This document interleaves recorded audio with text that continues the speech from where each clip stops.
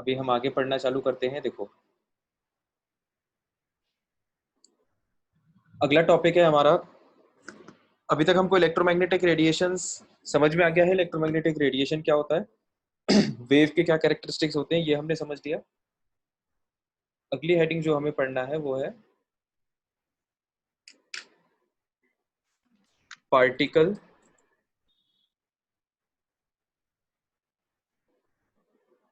अगली हेडिंग लिख लो, nature of इलेक्ट्रोमैग, या शॉर्ट में लिख लो ईएमआर, है ना, इलेक्ट्रोमैग्नेटिक रेडिएशन। लास्ट क्लास में लिख ली थी पार्टिकल नेचर ऑफ ये। अच्छा, तो उसको पार्टिकल नेचर, उसके नीचे ये लिख सकते हो, ये पॉइंट बना के, नेचर ऑफ इलेक्ट्रोमैग्नेटिक रेडिएशन, है ना। उसमें देखो, इसको हम दो टाइप से, दो नेचर होते हैं इलेक्ट्रोमैग्नेटिक रेडिएशन के।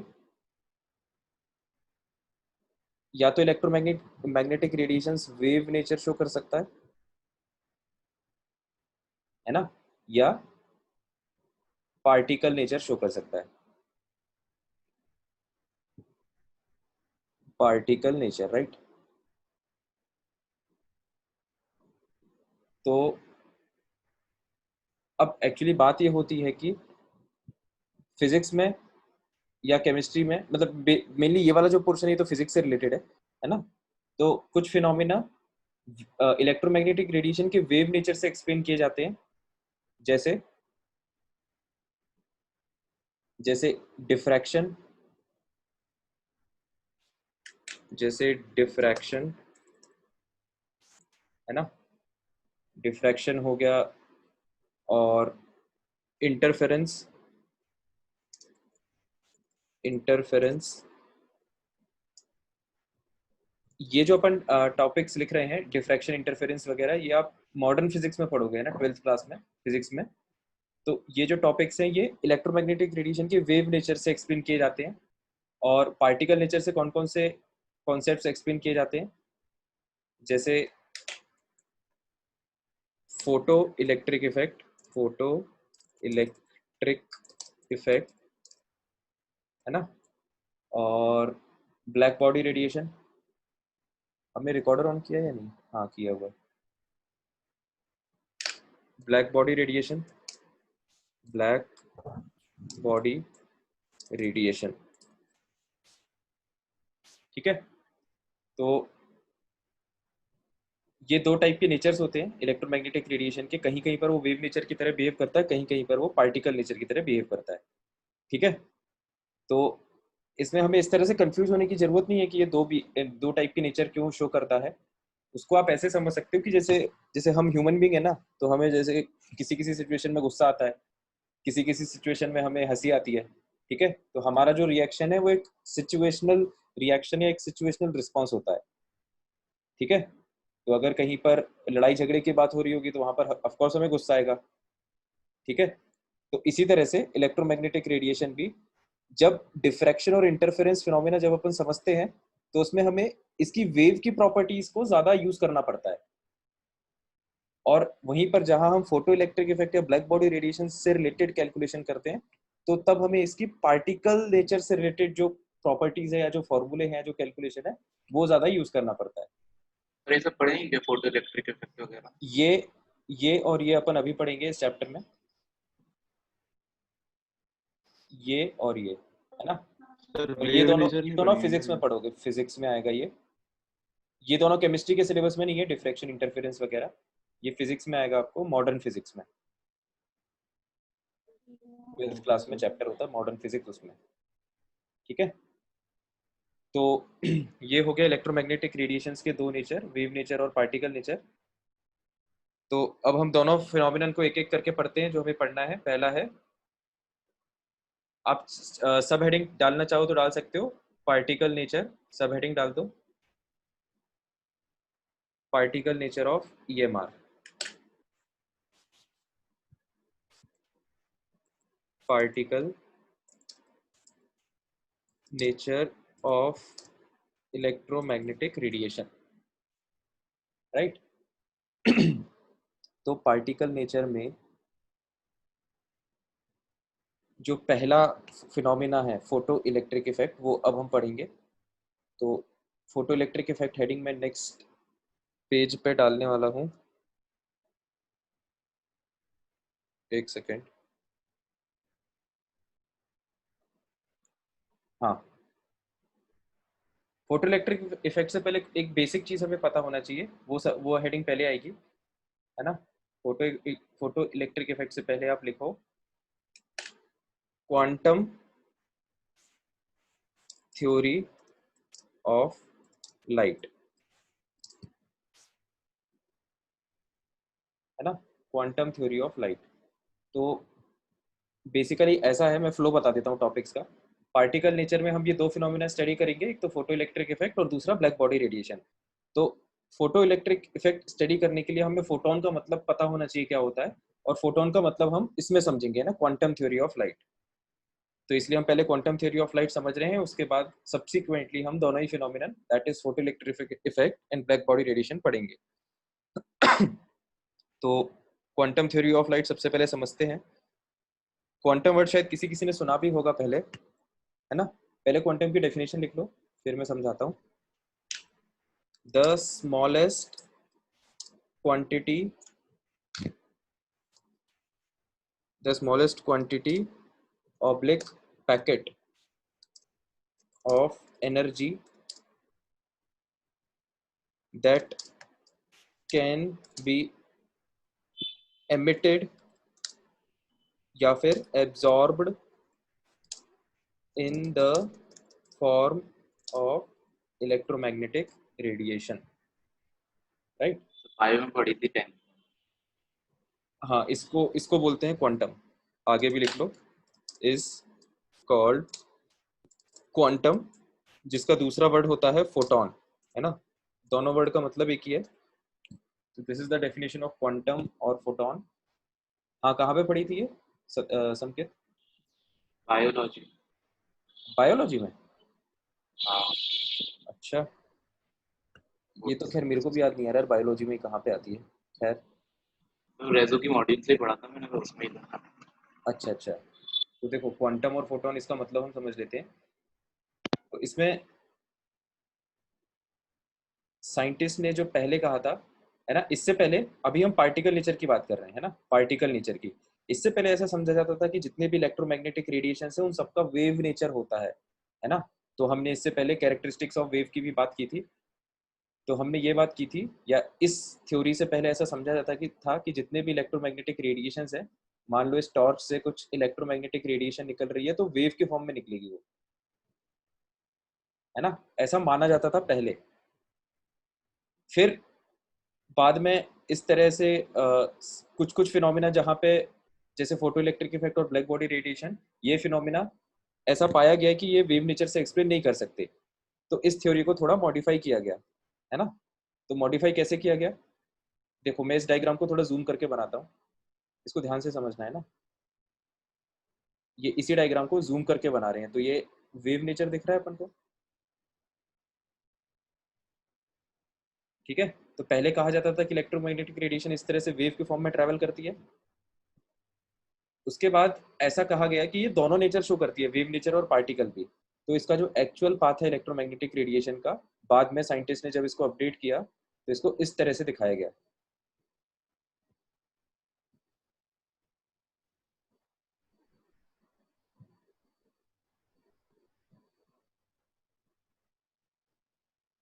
ये जो येलो लाइन है, ये इसका पाथ बता रही है वेव का, है ना। ये तो वेव नेचर हो गया, लेकिन एक्चुअली ये वेव नहीं होते, ये पार्टिकल्स होते हैं जो वेव के फॉर्म में ट्रेवल करते हैं,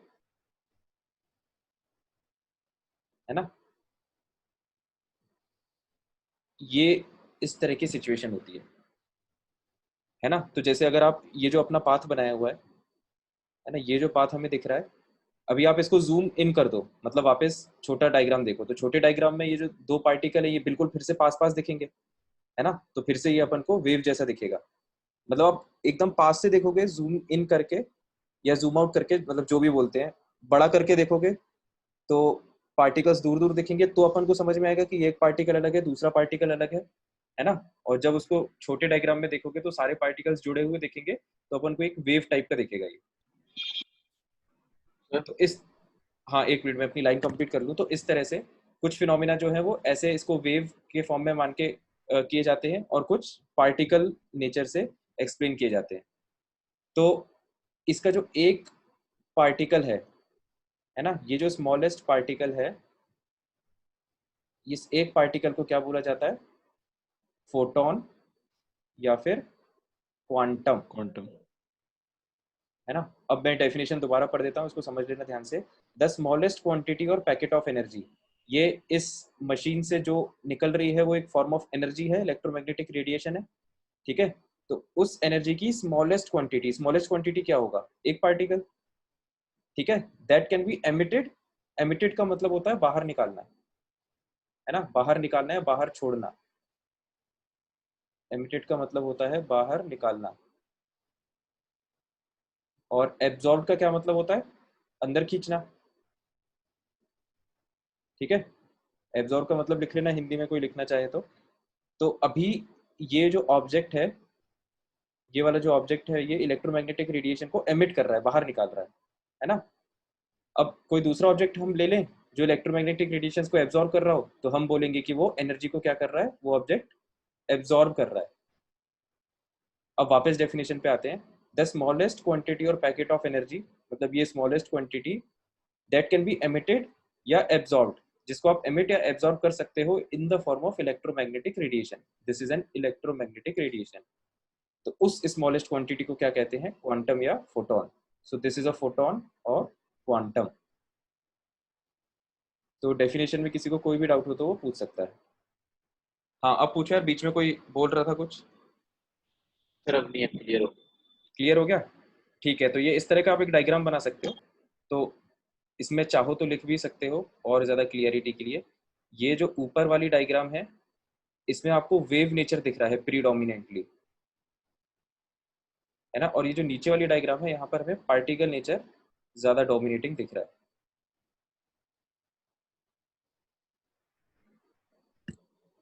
ठीक है, ये इसी वाले डायग्राम को क्या बोलते हैं? जब अपन बड़ा कर देते तो क्या जूम इन बोलते हैं ना। जूम इन करके ये वाला डायग्राम नीचे वाला आया है। ठीक है, डेफिनेशन लिख ली, आगे बढ़े।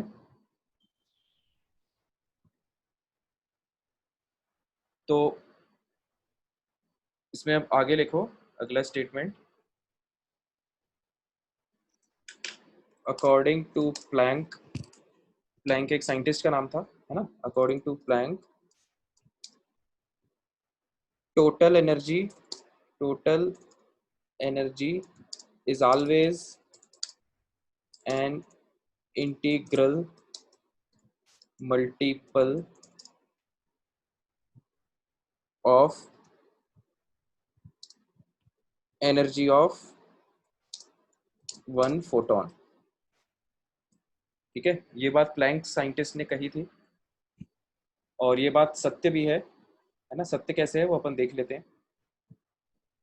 तो प्लैंक ने कहा था कि टोटल एनर्जी मतलब ये ऑब्जेक्ट जितनी भी एनर्जी छोड़ रहा है, टोटल टोटल एनर्जी अपन जूल्स में बताते हैं, है ना।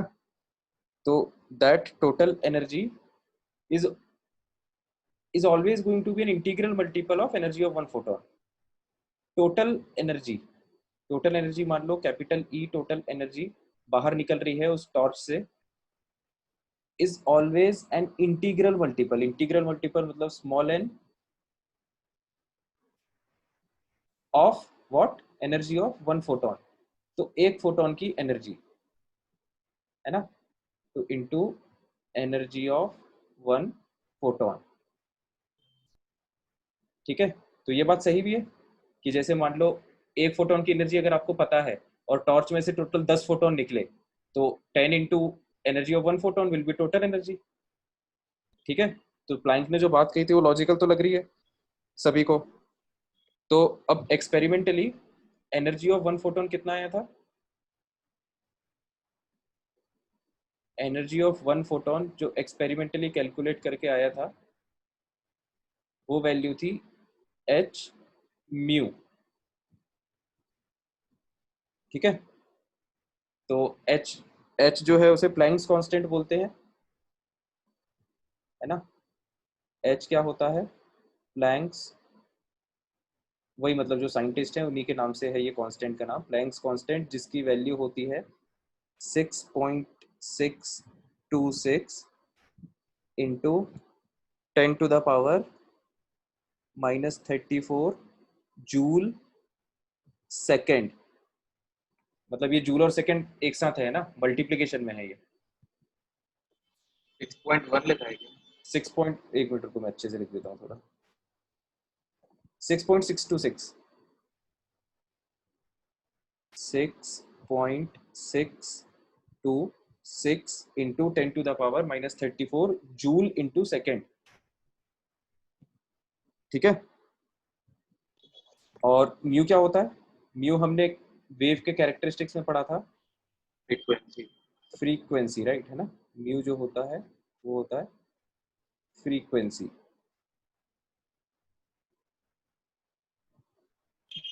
ठीक है। तो एच तो एक कांस्टेंट वैल्यू रहेगी हमेशा, है ना। म्यू की वैल्यू क्वेश्चन में चेंज होती रहेगी और उस हिसाब से एनर्जी ऑफ वन फोटोन की वैल्यू चेंज होती रहेगी, ठीक है। अब उसके बाद ये एनर्जी ऑफ वन फोटोन अपना हो गया, तो किसी भी ऑब्जेक्ट से निकलने वाली टोटल एनर्जी हम, ये अपना हो जाएगा ई टोटल। तो टोटल एनर्जी हम इस तरह से निकाल सकते हैं, ठीक है। जहां पर एन क्या है, n belongs to a whole number. मतलब वैसे तो जनरली इस टाइप के स्टेटमेंट्स में इंटीजर वर्ड ज़्यादा यूज होता है, मतलब जितने भी साइंटिस्ट ने जो लॉज दिए हैं उसमें इंटीजर वर्ड ज़्यादा यूज हुआ है, इंटीग्रल मल्टीपल।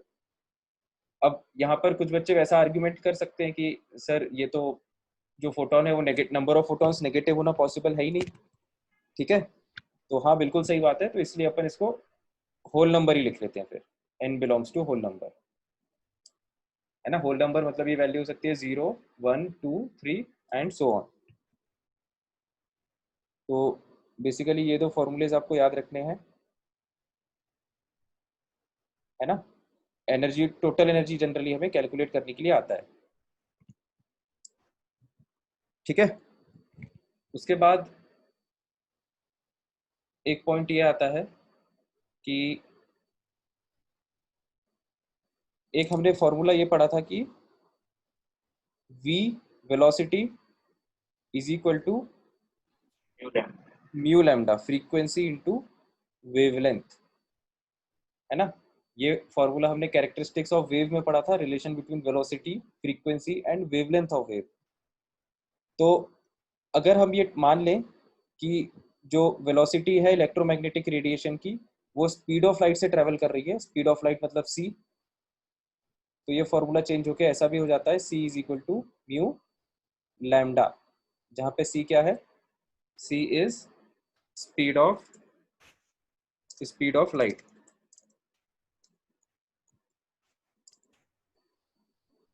ठीक है। बाकी म्यू और लैम्डा तो फ्रीक्वेंसी और वेवलेंथ है। तो स्पीड ऑफ लाइट या फिर ऑब्लिक EMR।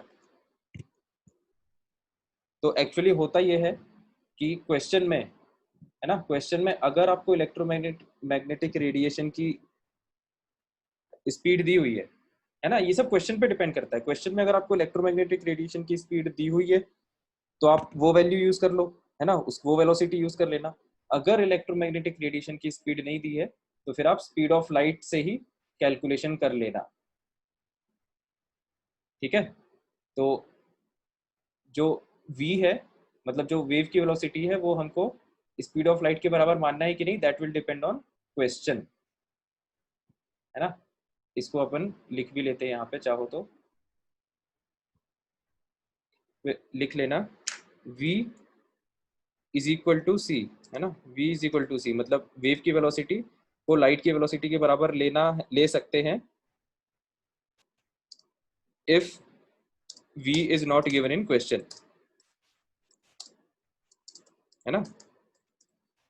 अगर वेव की वेलोसिटी क्वेश्चन में नहीं दी है तो आप स्पीड ऑफ लाइट को वेव की वेलोसिटी ले लो,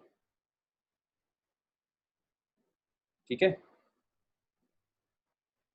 तो ये एक इम्पॉर्टेंट पॉइंट के तौर पे आप लिख लेना यहाँ पे।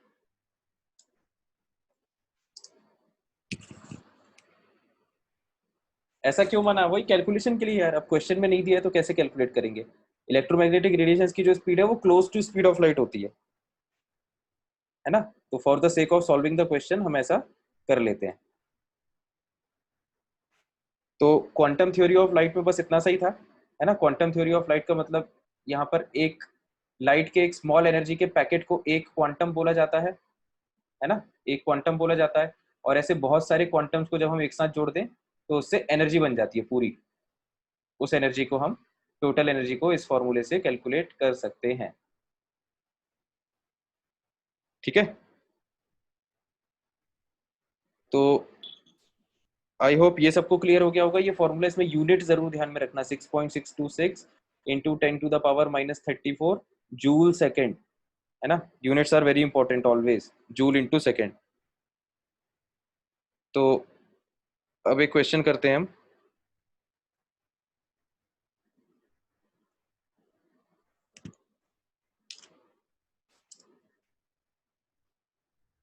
मैं क्वेश्चन लिख देता हूँ। Certain sunglasses having small AgCl मतलब silver chloride incorporated in the lenses on exposure to light of appropriate wavelength, on exposure to light of appropriate wavelength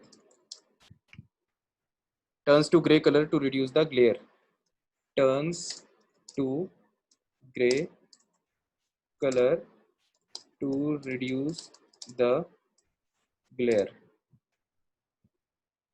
following the reactions, right?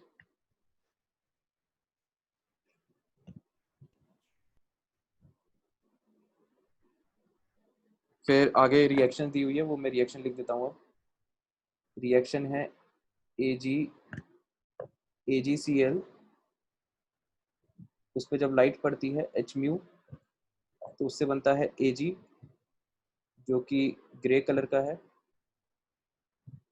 Plus chlorine.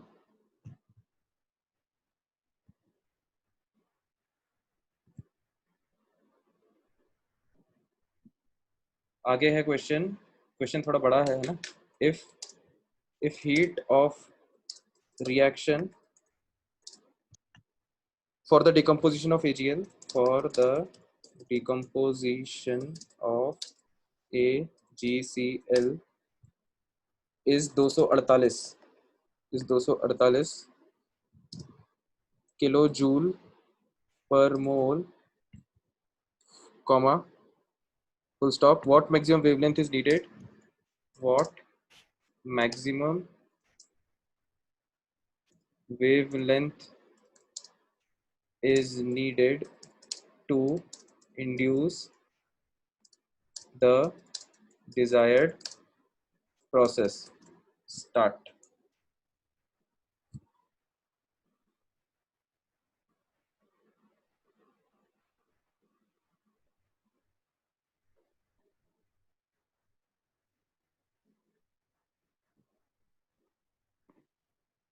Sir ये Cl2 होना चाहिए ना ऊपर? नहीं नहीं, Cl ही होगा, सही है वो। सर फिर इसमें इसमें चार्ज होना चाहिए। हाँ, वो फ्री रेडिकल के फॉर्म में निकलेगा वो। एक्चुअली चार्ज का कोई रोल है नहीं ना यहाँ पे कैलकुलेशन में, इसलिए उन्होंने चार्ज को इंडिकेट नहीं किया। ये ऐसे फ्री रेडिकल के फॉर्म में निकलेगा। ठीक है, ओके सर, ठीक है सर। तो इसको ट्राई करें सभी लोग। ये लेंसेज है ना, ये मैंने एक वर्ड गलत लिख दिया यहाँ पे। ये लेंस है, लेंस।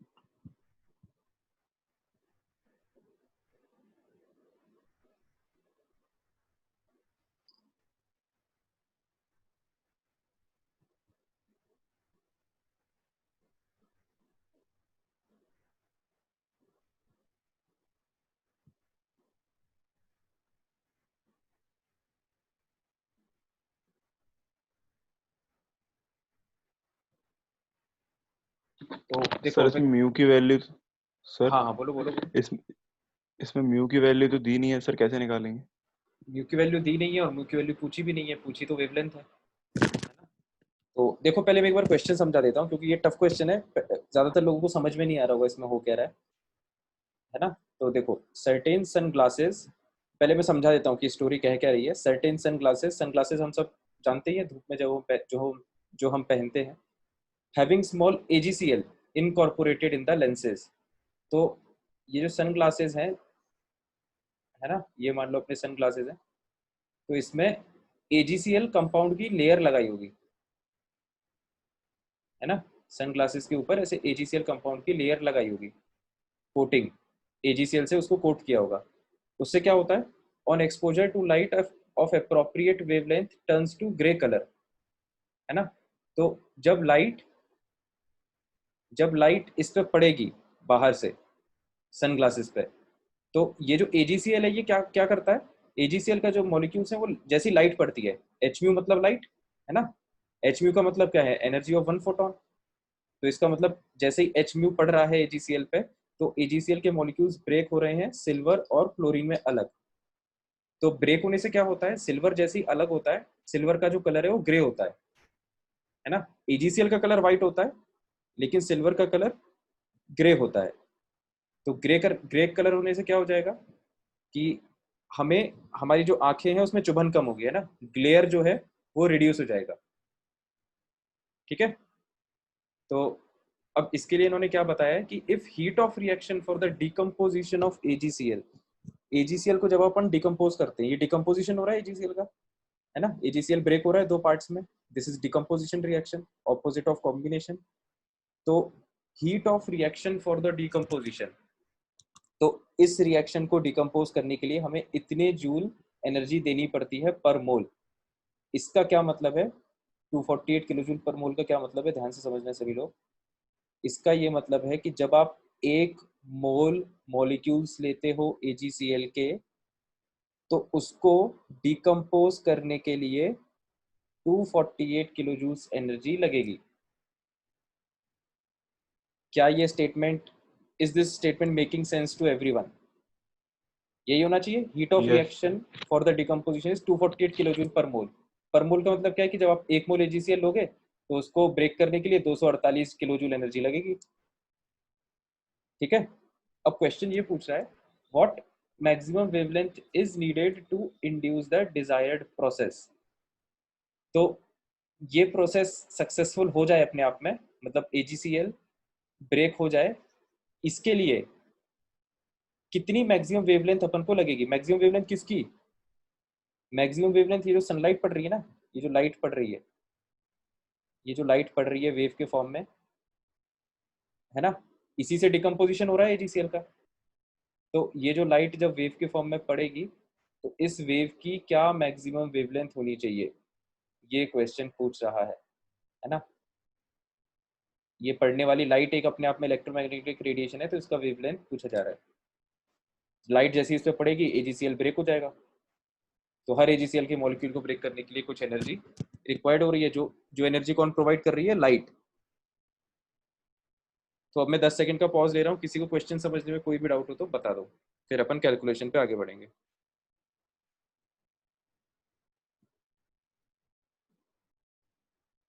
आंसर अभी चेक नहीं किया संकेत, आंसर तो देखना पड़ेगा। चलो ठीक है, तो मतलब कॉन्सेप्ट सबको समझ में आ गया। अब मैं ये डायग्राम मिटा देता हूँ पहले तो, ताकि थोड़ा स्पेस आ जाए हमारे पास। तो बस अब जो हमने रूपरेखा तैयार की है उसमें उसको एग्जीक्यूट और कर लेते हैं। देखो अब क्वेश्चन को उल्टा चालू करो, मैक्सिमम वेवलेंथ हमें निकालना है ना। तो ई होता है, ई क्या होता है, Hμ,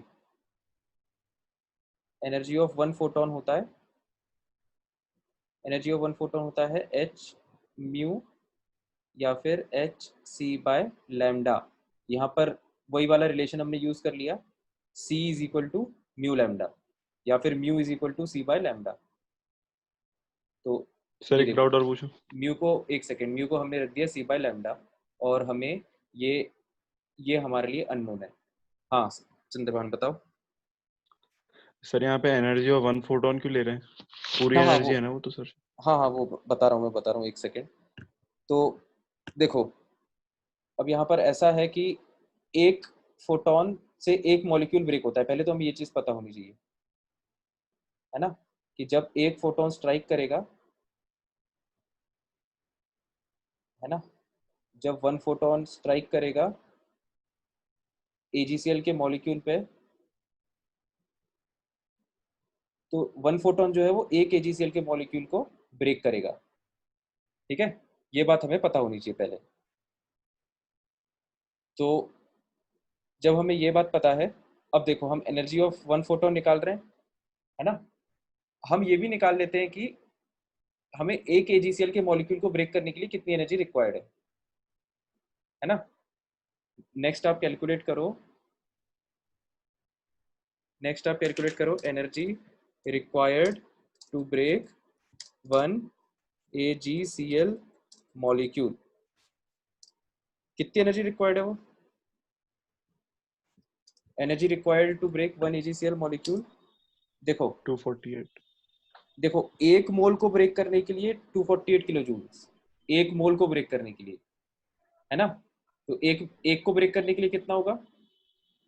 248 bye Avogadro number, yes sir. है ना। यस एक मोल को ब्रेक करने के लिए 248 किलो जूल्स रिक्वायर्ड है, तो एक को ब्रेक करने के लिए 248 बाय एवोगैड्रोज नंबर, इतनी एनर्जी लगेगी एक मॉलिक्यूल को ब्रेक करने के लिए। किसी को इस एक्सप्रेशन में कोई भी डाउट हो तो पूछ लो, ठीक है। तो इतनी एनर्जी लगी, है ना, मतलब अपन एक AgCl के मॉलिक्यूल को ब्रेक करने के लिए इतनी एनर्जी चाहिए। अब वो एनर्जी कहाँ से आ रही है? ये जो फोटोन टकरा रहा है ऊपर से, इतनी एनर्जी लेके वही एनर्जी इसको ब्रेक कर रही है। इसका मतलब ये दोनों एनर्जी बराबर होना चाहिए, है ना। इसको जो एनर्जी रिक्वायर्ड है वो एनर्जी आई कहाँ से? फोटोन से ही तो आई। तो बराबर नेक्स्ट, क्यों होंगे दोनों? क्या कह रहे हो, दोबारा बोलो। तो बराबर क्यों होंगे दोनों? बराबर क्यों होगी वो, यार इसको ऐसे समझ लो, देखो मैं तुम्हें और आसान भाषा में समझाने की कोशिश करता हूँ, है ना। जैसे मान लो ये जैसे मान लो कोई लोहे की बोतल है ना, और मान लो कि मैं फ्रस्ट्रेटेड आदमी हूँ, है ना, और ये है मेरे पास एक क्रिकेट बैट, ठीक है। तो मुझे अपना फ्रस्ट्रेशन निकालना है, मतलब कैसे निकालना है, मैंने डिसाइड कर लिया कि आज तो मैं इसको तोड़ दूंगा, आयरन की बोतल को, है ना। तो अब आयरन की बोतल है तो मजबूत, इतनी आसानी से तो टूटेगी नहीं। तो मैं इसमें ज़्यादा हिट करूंगा, अपनी एनर्जी ज़्यादा लगाऊंगा, मतलब मैं ज़्यादा तेज तेज इस पर मारना चालू करूंगा, और ऐसा हो सकता है एक टाइम बाद ये ब्रेक हो जाए। तो अब बात ये होती है कि इस आयरन बॉटल की भी तो अपने आप में कुछ एनर्जी होगी ना। आयरन आयरन ब्लॉक बहुत सारे एटम्स मॉलिक्यूल से मिलके बना है, और आयरन की बॉटल इतनी टफ क्यों है? क्योंकि एक एटम अपने पड़ोसी एटम से बहुत हैवीली बॉन्डेड होगा, है ना। एक एटम ने अपने पड़ोसी एटम को बहुत तेजी से पकड़ रखा होगा, तभी इतना इतना ठोस होता है ये आयरन बॉटल। तो उसकी अपने आप में एक एनर्जी है, मुझे उतनी एनर्जी को ओवरकम करना पड़ेगा, तभी उसके जो बॉन्ड्स हैं वो ब्रेक हो पाएंगे, और तभी ये बॉटल ब्रेक हो पाएगी। तो ये मान लो कि अगर आयरन बॉटल के अंदर 10 जूल एनर्जी है खुद में, तो मुझे 10 जूल या उससे ज्यादा एनर्जी से उसको हिट करना पड़ेगा, तभी वो आयरन बॉटल अलग अलग हो पाएगी, फ्रेगमेंट्स में वो बिखर पाएगी। ये बात समझ में आई संकेत? यस तो अब सेम बात यहाँ पर है कि जब हम एक AgCl मॉलिक्यूल को ब्रेक करने की बात कर रहे हैं, तो इसमें जितनी एनर्जी होगी उतनी एनर्जी फोटोन में होनी तो चाहिए ना, तब तो जब वो इससे टकराएगा तो इसको ब्रेक कर पाएगा। अगर इससे कम एनर्जी होगी तो कैसे ब्रेक कर पाएगा? सही बात है। यस यस तो बस इसका मतलब क्या हो गया कि ये फोटोन जो स्ट्राइक कर रहा है, जितनी एनर्जी इसके पास होगी उतनी एनर्जी पूरी की पूरी AgCl के मॉलिक्यूल को ब्रेक करने में चली जाएगी, ठीक है। तो अब अपन कह सकते हैं तो कि फोटोन के पास ज्यादा एनर्जी भी तो हो सकती है। फोटोन के पास ज्यादा एनर्जी भी हो सकती है, लेकिन उसने मैक्सिमम वेवलेंथ पूछा है, क्वेश्चन ने मैक्सिमम वेवलेंथ पूछा है, मतलब उसने मिनिमम एनर्जी पूछा है ना। वेवलेंथ जब यस मैक्सिमम होगी तो एनर्जी मिनिमम होगी, ठीक है, क्योंकि इन्वर्सली प्रोपोर्शनल है दोनों। तो क्वेश्चन Yes. ने एक्चुअली ये पूछा है, क्वेश्चन को दूसरी लैंग्वेज में ऐसे भी समझा जा सकता है कि what minimum energy is needed to induce the desired process. ज्यादा एनर्जी में तो ब्रेक हो ही जाएगा, वो तो उनको भी पता है। आप तो मिनिमम एनर्जी बता दो कि जैसे 10 जूल अगर आयरन बॉटल की एनर्जी है तो हाँ 10 जूल एनर्जी में वो ब्रेक हो जाएगा, 12 जूल में भी ब्रेक हो जाएगा। तो अपन को 10 जूल के करस्पॉन्डिंग वेवलेंथ बताना है। बात समझ में आई संकेत? Yes, sir. ठीक है, तो बस अब इसमें अपन कैलकुलेशन कर देते हैं। अब हमें ये समझ में आ गया कि ये दोनों टर्म्स बराबर होंगे। तो we can write energy of one photon is equal to energy required to break one AgCl molecule, है ना। Energy required to break one AgCl molecule, है ना। इसको अपन ने अच्छे से इस पॉइंट को डिस्कस कर लिया है कि दोनों की एनर्जी बराबर क्यों है। इसमें किसी को कोई भी डाउट हो तो फिर से पूछ लो, ठीक है। तो बस अब इन दोनों टर्म्स को बराबर कर दो। अब तो क्या बचा जिंदगी में, मतलब सवाल में, इन दोनों को बराबर कर दो। मैं यहाँ पे लिख रहा हूँ कैलकुलेशन, है ना। एनर्जी ऑफ वन फोटोन क्या है, hc/λ 248 kilo joule by Avogadro's number, है ना। मैं किलो को इंटू अप्रोक्सीमेट, 10 की पावर 3 नहीं लगेगी? हाँ मैं अप्रोक्सीमेट वैल्यूज डाल रहा हूँ। एच की वैल्यू डाल देना 6.6 इंटू, इसको मैं अब अगले पेज पे लिख देता हूँ।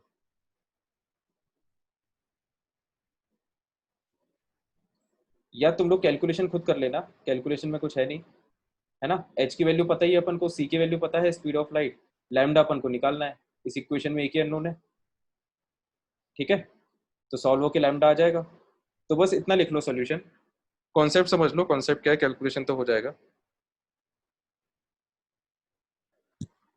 ठीक है, क्लियर हो गया सबको? हाँ लवीन, जो तुम्हारा आंसर है 4800 एंगस्ट्रॉम, 4800 एंगस्ट्रॉम मतलब 4800 इंटू 10⁻⁻10 मतलब 4.8। हाँ सही है, सर सर सही है तुम्हारा आंसर लवीन। बताओ सर संकेत, बोलो। सर ऐसा नहीं कर सकते, जैसे एच न्यू इक्वल्स 248 ले रहे हैं, फिर न्यू क्या क्या न्यू एच न्यू म्यू, एक मिनट रुको, एक मिनट रुको, मैं लिख लेता हूँ जो तुम बोल रहे हो। H mu is equal to, 248। हाँ सर उससे म्यू की और फिर मतलब 248 को किलो नहीं जूल नहीं, है तो उसको लेकिन ये जूल में कन्वर्ट। गलत ये इसलिए है ना क्योंकि ये एक फोटोन की एनर्जी है और ये तो तुमने पूरे सैंपल की एनर्जी बता दी 1 मोल AgCl की, यस सर सर। है ना। तो ये तो लॉजिकली गलत हो गया ये स्टेटमेंट, तो ऐसा नहीं कर सकते, ठीक है। क्लियर हो गया सबको? तो बस ये यहाँ तक फॉर्मूले तक नोट कर लो, इससे लैम्डा निकल जाएगा। अपन अब आगे बढ़ते हैं, दूसरे टॉपिक पे आते हैं।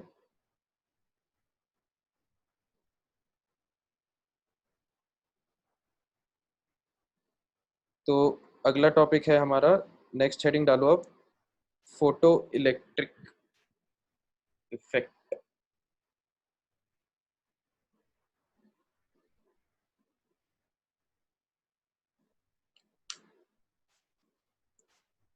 Photo electric effect. अब हमारे उन इफेक्ट्स पे जिनकी हम बात कर रहे थे, जो कि पार्टिकल नेचर से एक्सप्लेन किए जाते हैं, है ना।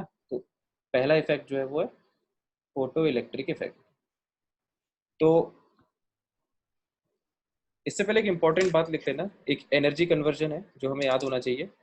One electron volt 1 electron volt is equal to, इसकी वैल्यू अपन को याद होना चाहिए, है ना। 1 electron volt is equal to 1.6 into 10⁻⁻19 joules. तो इसको हम कैसे समझ सकते हैं, ये एक एनर्जी कन्वर्जन है ना, जिसको हमें याद रखना है, यूनिट कन्वर्जन है। जूल भी एनर्जी की यूनिट है और इलेक्ट्रॉन वोल्ट भी एनर्जी की यूनिट है। तो इसको आप ऐसे याद रख सकते हो कि वर्क जो है, वर्क की यूनिट भी जूल्स होती है। तो वर्क जो है वो Q इंटू वी भी होता है ना।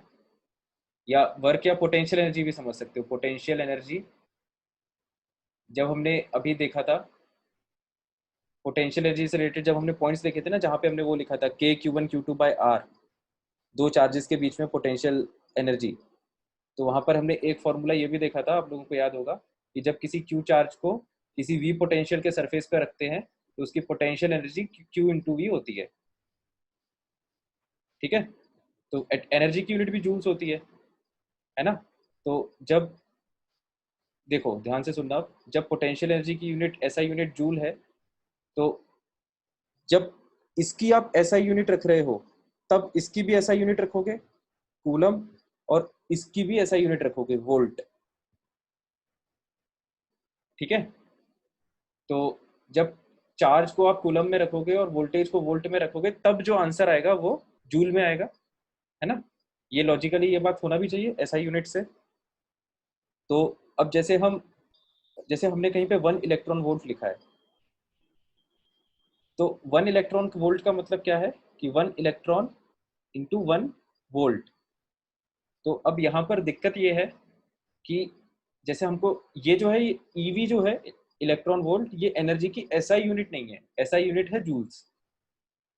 ठीक है, तो अब देखो जब आपने 1 इलेक्ट्रॉन वोल्ट को ऐसे लिखा है 1 इलेक्ट्रॉन इंटू 1 वोल्ट, अब वोल्ट तो एसआई यूनिट है, लेकिन ई जो है वो इलेक्ट्रॉन के चार्ज की स्मॉल ई एक एसआई यूनिट नहीं है ना। एसआई यूनिट क्या होता है, कूलम। तो हमें इलेक्ट्रॉन के चार्ज को कूलम में कन्वर्ट करना पड़ेगा। तो 1 electronic charge is equal to 1.6 into 10⁻⁻19 coulomb, है ना। ये इस वैल्यू को हमने ऐसे लिख दिया इंटू 1 वोल्ट। तो अब देखो, अब ये सही सेट हो गया। अब आप नंबर एक साथ कर लो, यूनिट यूनिट एक साथ कर लो। तो 1.6 इंटू 10⁻⁻19 इंटू 1, ये क्या हो जाएगा 1.6 इंटू 10⁻⁻19, है ना। और ये कूलम इंटू वोल्ट, ये मिलके क्या हो जाएगा, कूलम इंटू वोल्ट मतलब जूल्स। तो ये देखो ये यूनिट हो गई जूल्स। तो इस तरह से हम डिराइव कर सकते हैं 1 electron volt is equal to 1.6 into 10⁻⁻19 joules. ठीक है, ये मैंने थोड़ा सा डेरिवेशन इसलिए बता दिया ताकि रटना ना पड़े, ये लॉजिकली क्लियर रहे। तो लॉजिकली हमें करना क्या होता है, इलेक्ट्रॉन की जो चार्ज है उसको बस हमें यहाँ पे लिखना होता है 1.6 इंटू 10⁻⁻19। तो यूनिट अपने आप जूल में चेंज हो जाती है। क्लियर है ये बात।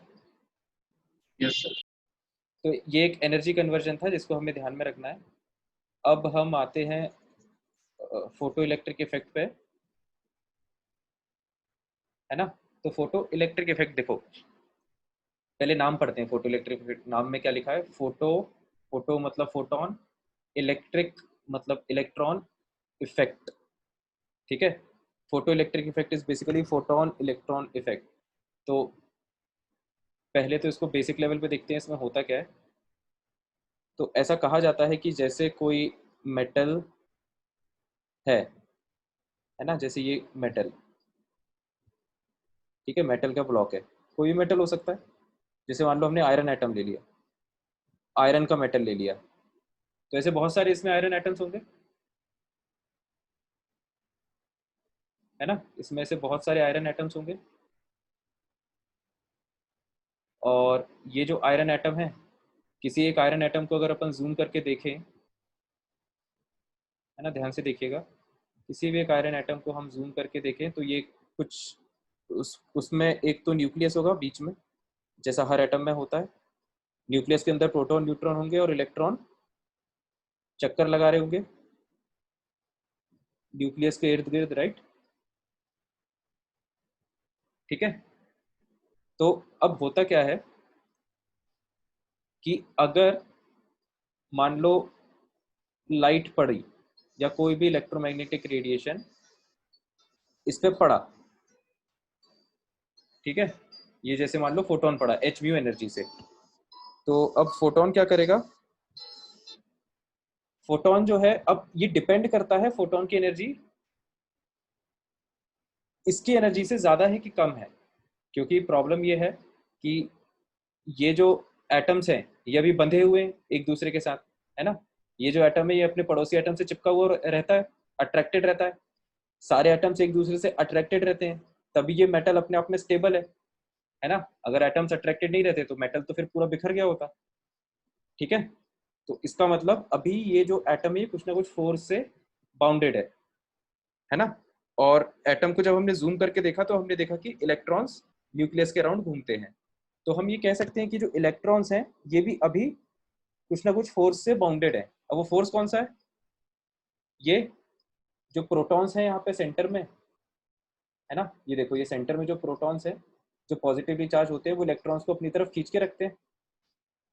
इसी के कारण इलेक्ट्रॉन्स सर्कल में घूमते रहते हैं और बाहर भागते नहीं है ना।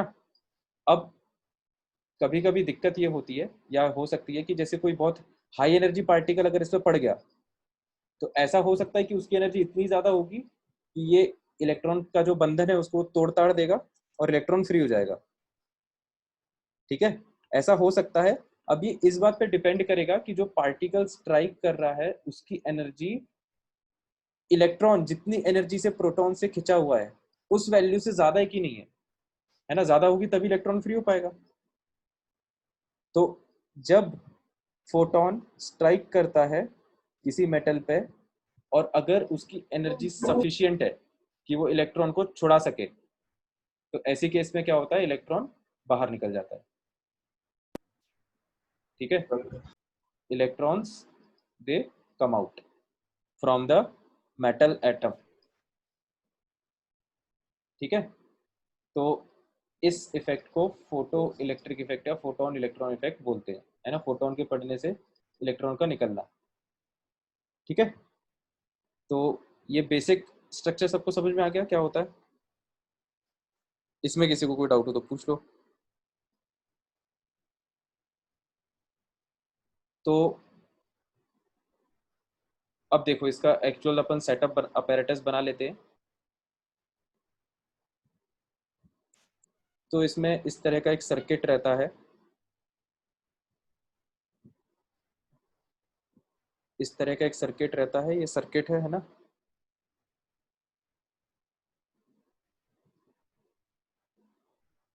और ये हम यहाँ पे लगा देते हैं बैटरी। ठीक है, तो बैटरी में वही प्लस माइनस टर्मिनल होते हैं, ये पॉजिटिव टर्मिनल, ये नेगेटिव टर्मिनल। और यहाँ पे हमारा रहता है, इसको थोड़ा सा छोटा किया जाए, फिर ये हमारा ऐसा रहता है डिटेक्टर टाइप। और यहाँ पे लगा रहता है मेटल का ब्लॉक, ये ऐसे लगा, ये मेटल का ब्लॉक। ठीक है, तो अब होता क्या है, ये इस तरह का एक सर्किट है ना। ये जो है ये एमीटर है, दिस इज एमीटर। एमीटर एक वैसा डिवाइस है कि जब वायर में करंट फ्लो होता है तो एमीटर, एमीटर का ये जो पॉइंटर है ना, जब करंट फ्लो होता है तो ये पॉइंटर डिफ्लेक्ट हो जाता है ना, ये बात हम सबको पता होगी। तो अब वही बात है कि जब लाइट फोटॉन्स के फॉर्म में इस पर पड़ती है मेटल पे तो उससे क्या होता है, इलेक्ट्रॉन इजेक्ट आउट हो जाता है। ये जैसे ही अपना इलेक्ट्रॉन जो है वो बाहर निकल गया मेटल से, है ना। तो इलेक्ट्रॉन बाहर निकलता है और यहाँ पर अपन लगा देते हैं सामने एक डिटेक्टर प्लेट, है ना। तो जब इलेक्ट्रॉन टकराता है तो ये डिटेक्टर डिटेक्ट कर लेता है इसे कि हाँ इलेक्ट्रॉन टकरा चुका है। तो ये इसका एक सिंपल सा सेटअप होता है। तो तो ये करंट बैटरी फ्लो होती हो है। रहा है कि नहीं? क्या करंट फ्लो हो रहा है कि नहीं अभी सेटअप? करंट अभी फ्लो नहीं हो रहा, जब ये टकराएगा फिर ये ऐसे कंडक्ट कर लेगा तो एमीटर जो है वो डिफ्लेक्शन शो कर देगा, है ना। तो तब अपन कहेंगे कि करंट फ्लो हो रहा है। तो ये इसके अब इसकी लेबलिंग कंप्लीट कर देते हैं। ये लाइट है ना, लाइट है या फोटोन। ये है मेटल सरफेस, इसका आप लोग भी इसी तरह से एक डायग्राम बना लो सिंपल सा, है ना। तो अब ये बात तो अपन को समझ में आ गई। ठीक है, जैसे ही लाइट इस पे पड़ेगी, अगर लाइट क्वेश्चन क्वेश्चन मार्क हमेशा रहता है कि लाइट के पास एनर्जी कितनी है। if light is having sufficient energy to kick out the electron, then as soon as the light will strike on the metal surface, the electron will eject out, it will hit the detector, और फिर वो electron ऐसे wire से आगे flow करेगा, तो ये जो है एमीटर वो डिफ्लेक्ट होगा, है ना। तो हम कहेंगे कि सर्किट में फोटो इलेक्ट्रिक करंट जो है वो घूम रहा है। ठीक है, तो ये डायग्राम बना लो और उसके फोटो बाद इलेक्ट्रिक इफेक्ट किसको कहते हैं? फोटो इलेक्ट्रिक इफेक्ट इसी को ठीक है। कहते हैं, फोटोन के टकराने से इलेक्ट्रॉन का निकलना, ये जो इफेक्ट है फोटोन के स्ट्राइक करने से जो इफेक्ट जनरेट हो रहा है इसी को फोटो इलेक्ट्रिक इफेक्ट कहते हैं। Is it similar to ionisation energy? हाँ इसकी सिमिलर ही है एप्लीकेशंस क्या आयोनाइजेशन क्या एनर्जी। होगी? एक मिनट अंकुर, जो तुमने पूछा है वो बिल्कुल सही बात है, ये आयोनाइजेशन एनर्जी जैसे ही है। आयोनाइजेशन एनर्जी में भी ऐसे ही होता है, एक इलेक्ट्रॉन हमें निकालना होता है ना। तो इसको अपन ऐसे कह सकते हैं कि जो फोटोन है उसके पास आयोनाइजेशन एनर्जी से ज्यादा एनर्जी होना चाहिए, उसके बराबर या उससे ज्यादा एनर्जी होना चाहिए, तभी वो एटम जो है वो आयोनाइज होगा। हाँ संकेत बोलो। इसकी एप्लीकेशंस?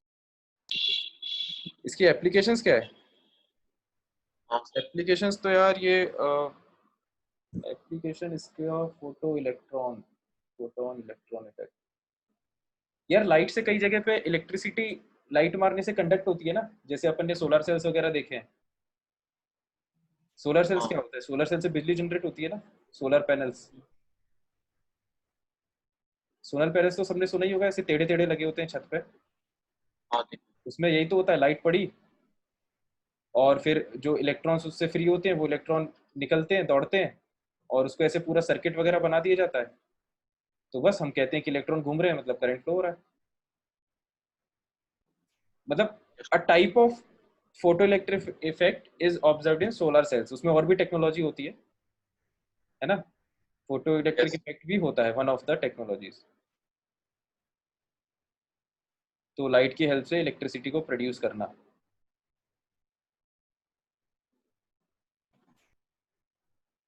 बल्ग बल्जरिंग अलार्म्स, चोर घंटी इज ऑल्सो एन एग्जाम्पल। चोर घंटी में क्या होता है यार, मेरे को पता नहीं है आदित्य, मैंने नाम ही पहली बार सुना है बल्जरिंग अलार्म्स। और अंकुर क्या कह रहा है कि तो क्या आयोनाइजेशन एनर्जी, उसमें भी फोटोन यूज होता है? Ionisation energy is simply, Ankur ionisation energy is simply the energy to kick out the electron, है ना, उसको आयोनाइजेशन एनर्जी बोलते हैं। फोटो इलेक्ट्रिक इफेक्ट एक प्रोसेस है, आयोनाइजेशन एनर्जी एक टर्म है, आयोनाइजेशन एनर्जी एक डेफिनेशन है ना। फोटो इलेक्ट्रिक इफेक्ट एक फिनोमिनन है जिसके प्रैक्टिकल एप्लीकेशंस है। तो आयोनाइजेशन एनर्जी उसमें भी फोटोन यूज होता है या किसी दूसरे सोर्स से भी एनर्जी, किसी भी सोर्स से एनर्जी ले सकते हैं। वही मैं कह रहा हूँ कि आयोनाइजेशन एनर्जी एक डेफिनेशन है, बस वो एक टर्म है, उस टर्म का यूज कहीं पे भी हो सकता है। आदित्य क्या पूछ रहा है कि लेजर पड़ती है अलार्म पर तो अलार्म बजती है, बैंक्स में होता है ये। हाँ हाँ सही कह रहे हो, सही है तुम्हारा एग्जाम्पल, ये मेरे को भी अब याद आ रहा है। तो ठीक है, अब इस पे डायग्राम तुम लोग ने बना लिया ना? यस चार सर। तो 4 बज गए हैं, तुम लोग ऐसा करो सर डायग्राम बना लो। स्टोरी तो तुम लोग समझ ही गए होगे, अब इसका डिस्क्रिप्शन अपन अगली क्लास में लिखेंगे, है ना। तो डायग्राम कंप्लीट हो गया हो तो फिर अब अपन शीट डिस्कस कर लेते हैं। शीट का वो जो एक क्वेश्चन है वो मेरे माइंड से निकल गया था यार, मैं डालना भूल गया था उसका सोल्यूशन, मैं अभी इस क्लास के बाद डाल दूंगा। Okay sir. ये एक तुम्हारी शीट है, इसमें कौन सा क्वेश्चन था?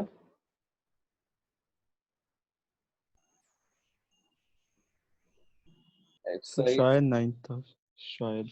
पार्ट 2 9। Yes sir 9। हाँ 9 तो थोड़ा बड़ा क्वेश्चन है, मैं उसको अलग से बता दूंगा, नहीं तो फिर से वो वीडियो बीच में इंटरप्ट हो जाएगा।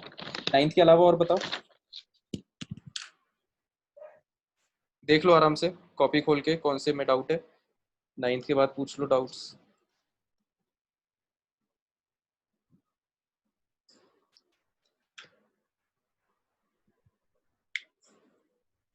कल मेरे को यहाँ से याद दिला देना कि फोटो इलेक्ट्रिक इफेक्ट का अपन को डिस्क्रिप्शन लिखना है डेफिनेशन से, वैसे फिर मेरे को याद रहेगा भी। तो मुझे 12th में छोटा सा डाउट था सर, मैंने ऐसा करा था सबसे पहले मैंने H2SO5 में सल्फर का कौन से क्वेश्चन ऑक्सीडेशन में? नंबर 12th में। 12th क्वेश्चन में, हाँ 12th क्वेश्चन ये, हाँ बताओ। सर मैंने ऐसा करा था कि सल्फर का निकाल लिया था H2SO5 में, फिर Na2SO3 में निकाल लिया था, फिर उसका एवरेज ले लिया, तो आंसर आना चाहिए था ना, पर गलत आ रहा था। Find the sum of average oxidation number of, sum निकालना है आपको, मतलब सल्फर में ऑक्सीडेशन नंबर निकालो, फिर यहाँ पर भी सल्फर में ऑक्सीडेशन नंबर निकालो, फिर इन दोनों को जोड़ना है तो जो वैल्यू आएगी। सर वही वैसे ही करा था मैंने, पर आंसर गलत आ रहा गलत आ रहा है क्या? इसमें कितना आ रहा था ऑक्सीडेशन नंबर? था। मेरा पहले में आ रहा था +8, फिर आ रहा था +4। इसमें +8 नहीं आएगा। ये एक्चुअली, रुको ये वाला क्वेश्चन मैं बता देता हूँ, सभी लोग नोट कर लेना, क्योंकि ये तुम लोगों से बने इसकी संभावना कम है बहुत, क्योंकि दिक्कत ये है इसमें स्ट्रक्चर पता होना चाहिए अपन को। हाँ अंकुर, 1 मिनट में ये वाला क्वेश्चन क्लियर कर दूँ। अच्छा ये तो वही वाला क्वेश्चन है जो तुम पूछ रहे हो। तो ये क्वेश्चन है, कौन सा क्वेश्चन है? क्वेश्चन 12 है क्या? Yes sir. क्वेश्चन 12 देखो, क्वेश्चन कह रहा है find the sum of average oxidation number of sulphur, है ना, सल्फर मतलब इस एटम का और इस एटम का, अपन को दोनों में एवरेज ऑक्सीडेशन नंबर निकालना है और उन दोनों को जोड़ देना है। तो पहले इंस्टिंक्ट में तो हमें नॉर्मल कैलकुलेशन हमारे दिमाग में स्ट्राइक करती है। क्या नॉर्मल कैलकुलेशन क्या कहता है कि हाइड्रोजन का ऑक्सीडेशन नंबर +1 है तो 2 हाइड्रोजन का +2, ऑक्सीजन का जनरली -2 होता है तो 5 ऑक्सीजन का -10, तो ये दोनों मिला के -8, तो +8 आ जाएगा फिर सल्फर पे, है ना, जो कि गलत है। गलत क्यों है? क्योंकि क्योंकि ये जितने भी रूल्स हैं कि हाइड्रोजन का +1 होता है वो जनरली होता है, ऑक्सीजन का -2 जनरली होता है। अभी सिचुएशन के हिसाब से चेंज भी होता रहता है। जैसे H2SO5 का जो स्ट्रक्चर है ना, H2SO5 का मैं स्ट्रक्चर बना देता हूँ। वैसे ये क्वेश्चन आप लोगों से नहीं बनता है इसलिए क्योंकि अभी अपन ने केमिकल बॉन्डिंग नहीं पढ़ा है, तो अपन को स्ट्रक्चर्स उतने अच्छे से आता नहीं है ना। तो H2SO5, तो ऑक्सीजन का तभी चेंज होगा ना जब ओजोनाइड होगा या फिर पेरोक्साइड होगा। हाँ तो ये पेरोक्साइड आ गया ना, ऐसे ये देखो ये पेरोक्साइड आ गया, ये दिस इज पेरोक्साइड लिंकेज, ठीक है, ये लिखा भी हुआ है नाम में पेरोक्सी। पेरोक्सी मतलब इसमें 2 ऑक्सीजन एक साथ कनेक्टेड रहेंगे। तो अब यहाँ पर दिक्कत ये है कि जब भी पेरोक्सी बॉन्ड होता है ना, तो एक ऑक्सीजन पे उस टाइम चार्ज कितना होता है? -1, माइनस। है ना। तो अब यहाँ पे ये दिक्कत हो गई कि 3 ऑक्सीजन तो नॉर्मल वाले हैं, -2 -2 -2, लेकिन ये जो 2 ऑक्सीजन है ये -1 वाले हैं। तो अगर आप 5 ऑक्सीजन का मिला के चार्ज देखोगे तो कितना आएगा? -6, और टोटल ये -8। तो ये जो -10 अपन ने लिखा है ये गलत है ना। एक्चुअल वैल्यू क्या आएगी? -8, ठीक है। तो जब ये एक्चुअल वैल्यू -8 आएगी तो ये चेंज होके कितना हो जाएगा? +6, है ना, ये चेंज होके हो जाएगा +6, ठीक है। तो ये इसमें अपन को थोड़ा सा ही ध्यान रखना था। ये सब वैसे ये वाले क्वेश्चन आसानी से जब केमिकल बॉन्डिंग के बाद बन जाएंगे, जब अपन स्ट्रक्चर बनाना सीख लेंगे ना, तभी आराम से अपन से कैलकुलेट हो जाएगा। पहले चैप्टर में क्यों दे दिया था ये क्वेश्चन? अरे वो ऐसे तो चलता रहता है यार, अब थोड़ा बहुत आगे पीछे होते रहता है ना। बाकी तो तुम तो ये मान के चलो कि तुम्हें स्ट्रक्चर पता है अभी, है ना, ये तुम मान लो कि तुम्हें क्वेश्चन में स्ट्रक्चर बता दिया है, ठीक है। फिर Na2S2O3, Na2S2O3 में सोडियम थायोसल्फेट, इसका तो सही आ जाएगा, हाँ प्लस हो रहा है ना, इसका +4 आएगा, जोड़ के कितना 10 आ जाएगा आंसर। हाँ। Na2S2O3 का तो नॉर्मल है, उसमें कोई दिक्कत नहीं है। प्लीज क्लियर 12th में सल्फर का ऑक्सीडेशन, हाँ वो तो हो गया, ठीक है। तो इसको नोट कर लो, फिर अगले क्वेश्चन पे आते हैं। देख के हमें पता चलेगा कि किस नंबर के स्ट्रक्चर से एक बार दोबारा बोलो संकेत। पता कैसे चलेगा कि किस नंबर को पता कैसे चलेगा कि फिर किस में स्ट्रक्चर वाइज देखना है और किस में अपन को नॉर्मल कैलकुलेशन करनी है। किसमें स्ट्रक्चर वाइज देखना है और किसमें फॉर्मूले वाइज? इसमें नॉर्मल कैलकुलेशन। यार एक्चुअली होता है ये है कि जैसे जितने भी अपन ने कैलकुलेशन अभी किए ना, जैसे H2SO4 का है, मैं इसका बता देता हूँ थोड़ा डिटेल में जो तुम पूछ रहे हो।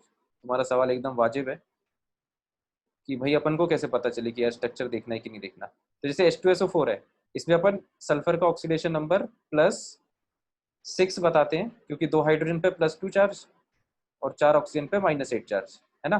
तो ये तो नॉर्मल कैलकुलेशन हो गई।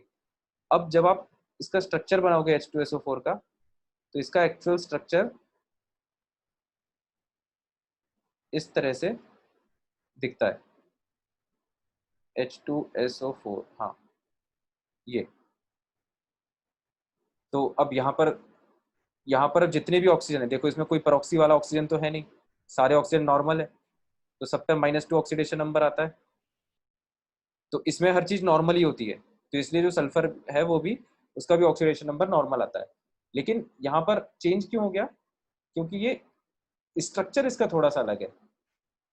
तो जब अपन केमिकल बॉन्डिंग पढ़ लेंगे तो वहां पर फिर अपन देखेंगे कि हम सारे क्वेश्चंस स्ट्रक्चर से ही करते हैं जनरली, ठीक है। वो क्वेश्चंस जिसमें, सॉरी मैंने उल्टा बोल दिया, सारे क्वेश्चंस अपन नॉर्मली करते हैं, वो क्वेश्चंस जिनमें अपन को स्ट्रक्चर पे ध्यान देना होता है वो सारे कंपाउंड्स ही अपन याद कर लेंगे, ठीक है। तो ये सारे कंपाउंड्स आपको याद हो जाएंगे। जैसे H2SO5 है तो उसमें आपको याद रहेगा कि इसमें परऑक्सी बॉन्ड बनता है, तो इसका अपन को स्ट्रक्चर से ऑक्सीडेशन नंबर निकालना है, यस ठीक है। तो इस तरह से अपन केमिकल बॉन्डिंग पढ़ने के बाद ये क्वेश्चंस अपन और क्लियरिटी से कर लेते हैं।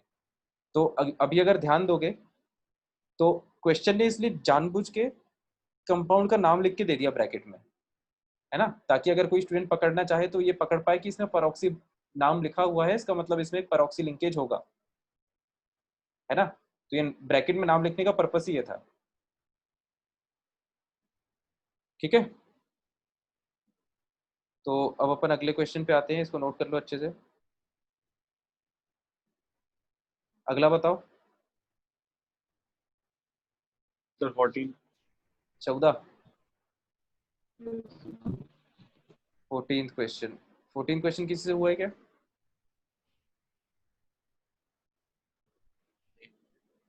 क्यों भाई? 14th क्वेश्चन के लिए कोई अपनी दावेदारी पेश करना चाहेगा? नहीं हुआ।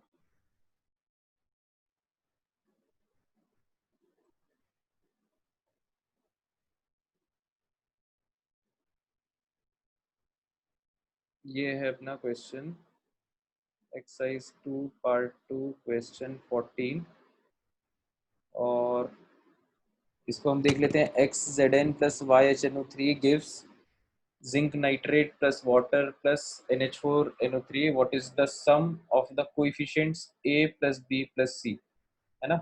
A plus B plus C मतलब A यहाँ पर है, B यहाँ पर है और C यहाँ पर है, मतलब प्रोडक्ट्स के कोएफिशिएंट्स का सम पूछ रहा है बेसिकली। तो देख के तो समझ में यही आ रहा है फिलहाल कि ये किसका क्वेश्चन है, बैलेंसिंग का क्वेश्चन है ना। बैलेंस करेंगे तो A B C की वैल्यू आएगी, उसको जोड़ देंगे आंसर आ जाएगा। तो बेसिकली हमें A B और C की वैल्यूज निकालना है।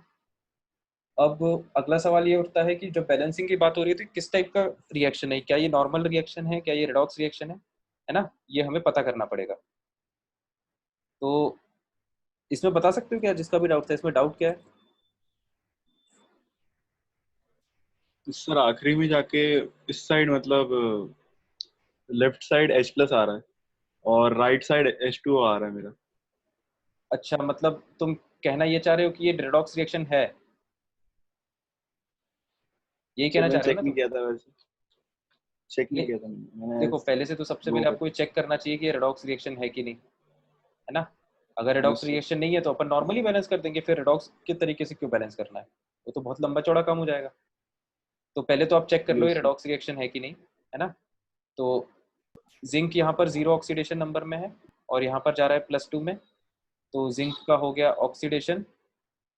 तो क्या किसी का रिडक्शन हो रहा है?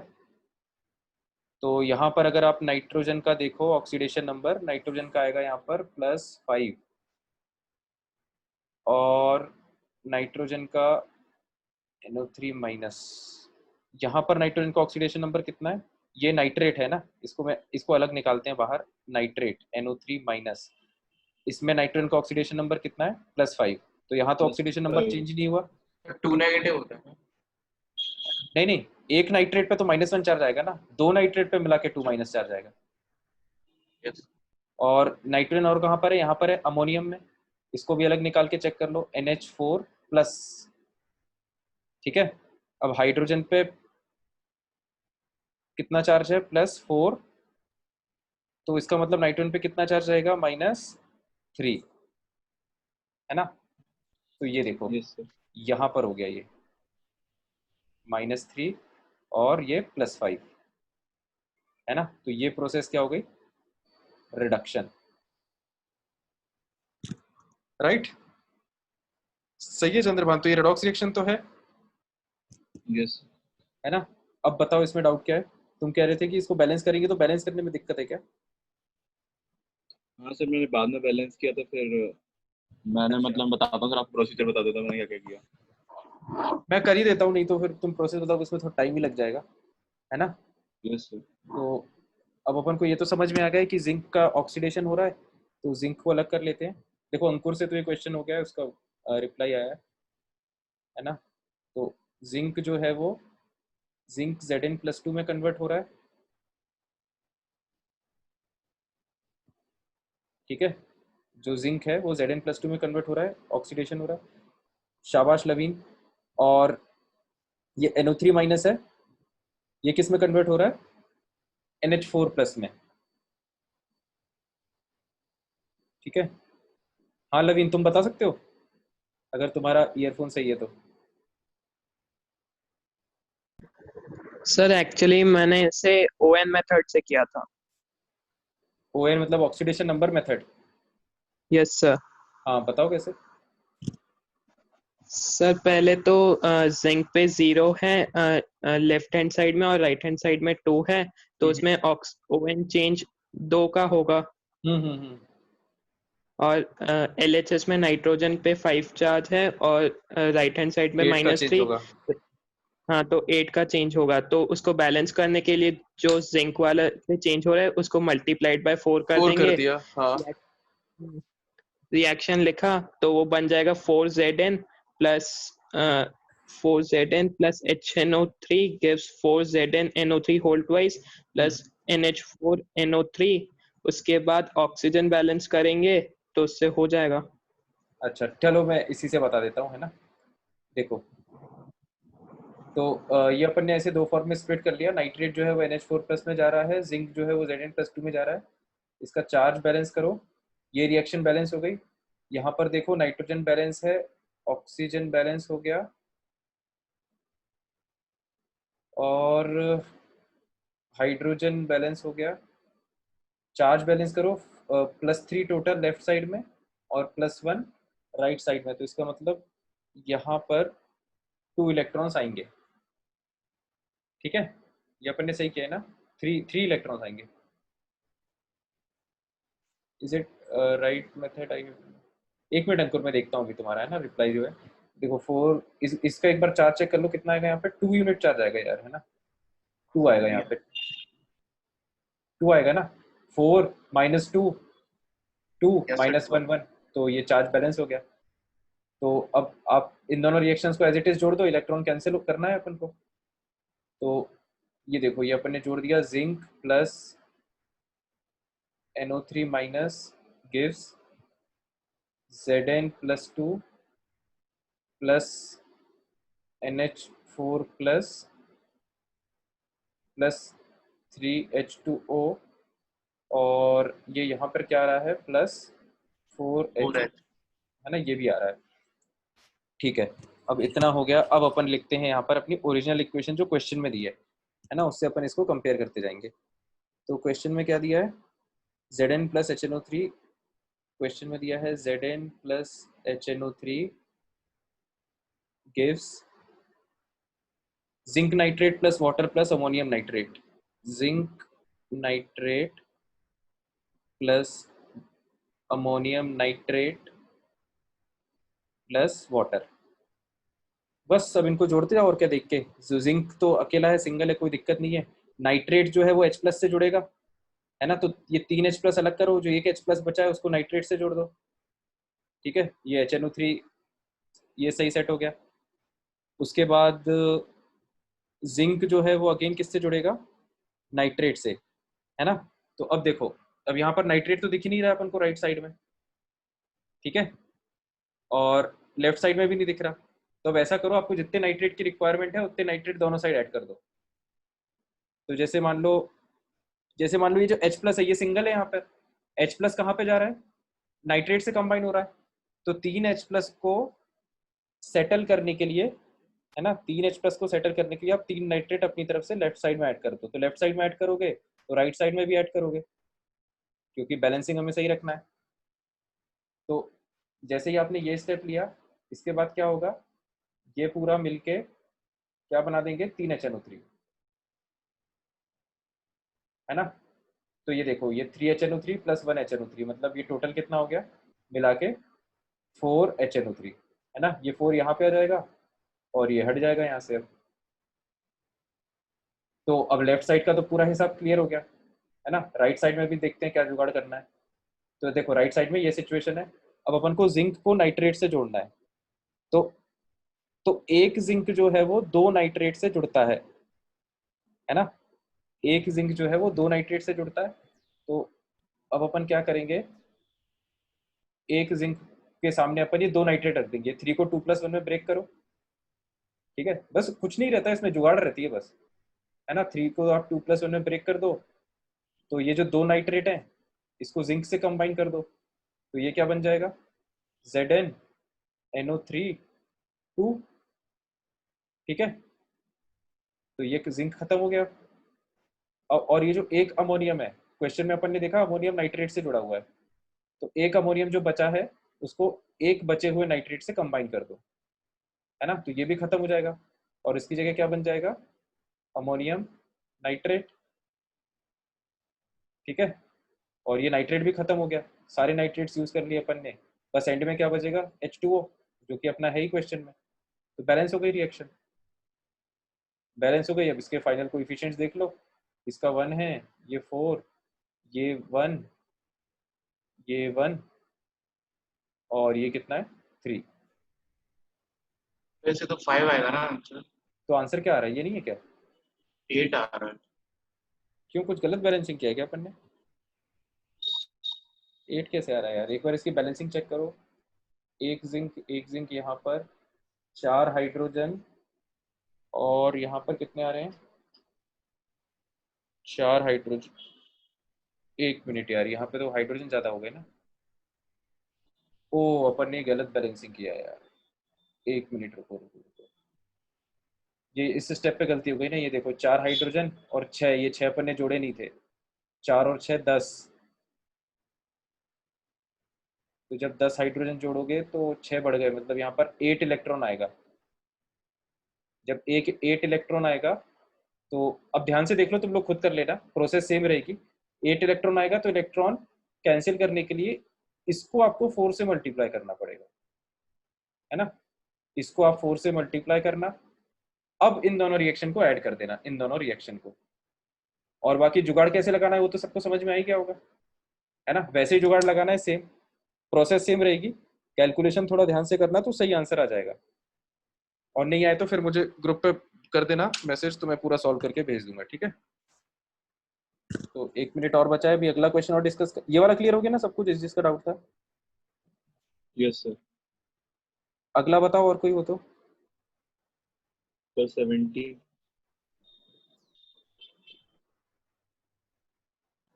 हाँ अंकुर, तुम्हारा क्या पूछा था।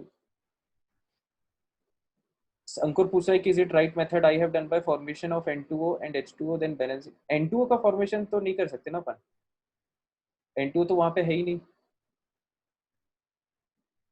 तुम कौन सा पूछ रहे हो चंद्रभान, 17।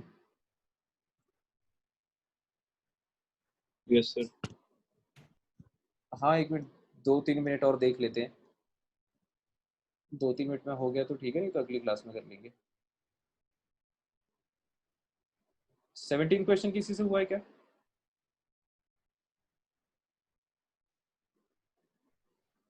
तो 17 क्वेश्चन देखते हैं। हो गया, शाबाश। जिसका हो गया वो चाहे तो छोड़ सकता है क्लास, है ना।